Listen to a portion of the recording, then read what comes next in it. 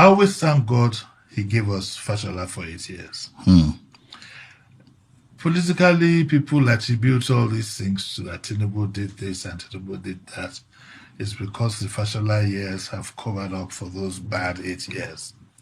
When Tinubu, when Tinubu couldn't even control the disposition of refuse. People have very short memories.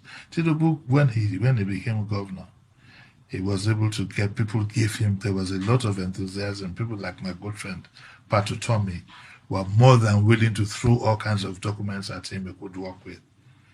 But he spent most of his time politicking. And I don't think intellectually he has what it takes and the presence of mind to sit down and govern. I don't think he has it. It's not to take anything from me. I don't have it. So I mean, I'm not insulting him or anything. I don't have it because I'm not that kind of person. Fashola is one of the most fantastic guys that have been in governance. He has a very strong mind. He doesn't waver. He doesn't quaver. I don't believe he panders towards anybody liking him or not. He just gets the work done and gets it done quite right. And so I think we give him a lot of credit for that. I think that Ambode was slightly lost at sea.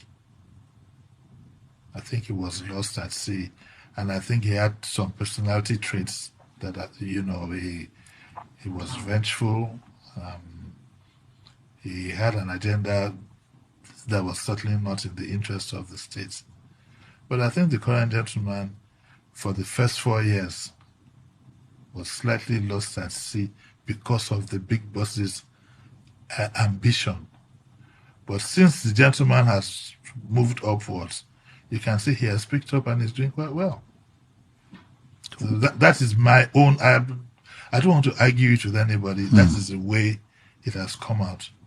And I've heard people say that, he hates. I don't hate President, but why would I hate him? In fact, sometimes I admire him for getting away with the things that he does. I wish I had that, but I'm not somebody I'm always on the straight and narrow. And I don't, his methods are particular, but I admire him for and look, he got where he wanted. But when I talk about capability, I want to say this I don't want to be nasty or anything, but who would ever take over a whole country?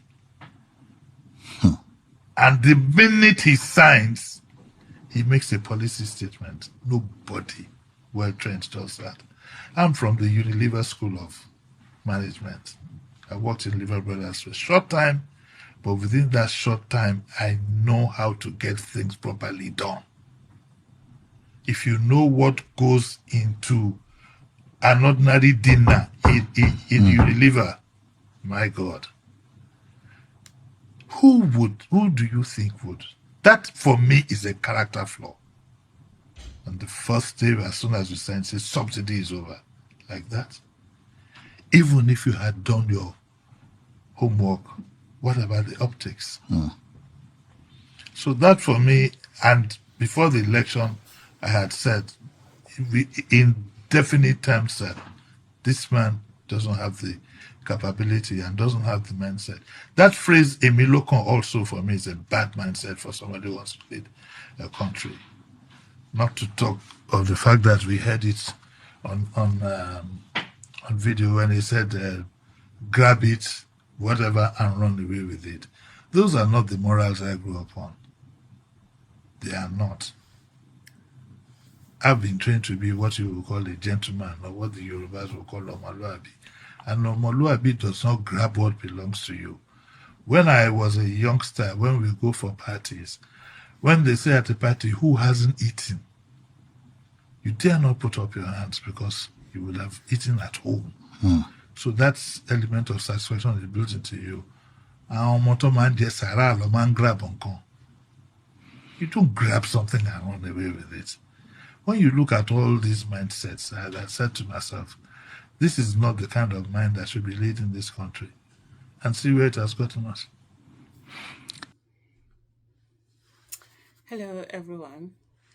So, for me, really, what he has said is actually so profound, and it's also some of the things that I've said over the years to say that look, Fashola was really the one who did so much in that Lagos, and even though people are like, oh, Tinubu had some 20-year plan, blah blah blah, and the fact that Fashola did so well was one of the reasons why he was almost removed his second term. He almost didn't win. It was Lagos people that stood up and said, not on their watch, are they going to remove this governor that has been working so well? And that's why it was quite disappointing when Fashola now got to be a minister and he didn't do so well and all of that. But in that Lagos, if you're talking about someone who really put in the work, Lagos that was almost like with a lot of dirty places and all of that. It was relatively clean, during fashion. And then when Ambode came, things just started going apart. Even though now people are hyping Ambode and whatever, especially when it comes to that cleanliness. There were a lot of things, anyways, that Fashola had done to actually put Lagos State in that place. And I think some of those things are the reason why Tinubu was not happy with him, because one of the things, and I've said this before in quite a number of my videos, is that Tinubu wants you to remain where he put you. So first of all, he wants the kind of people he wants are the ones that he's the one that made them 100%, and there will be people that they would never have been anything without him, kind of a thing. So and then when he puts you there, he needs your loyalty 1,000%. 100% is too small for him. He needs 1,000%, and don't you dare have a dream.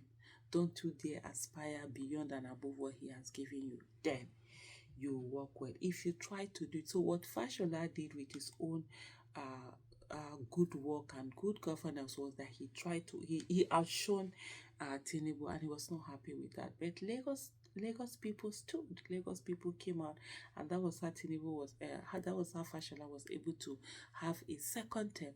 Otherwise, what had happened to Ambode would have happened to Fashola. In the case of Ambode, he didn't do as well, and Lagos people were already grumbling. They were tired, so it was much easier to have him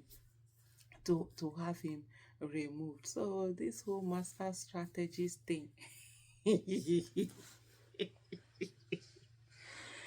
I'll be very cool.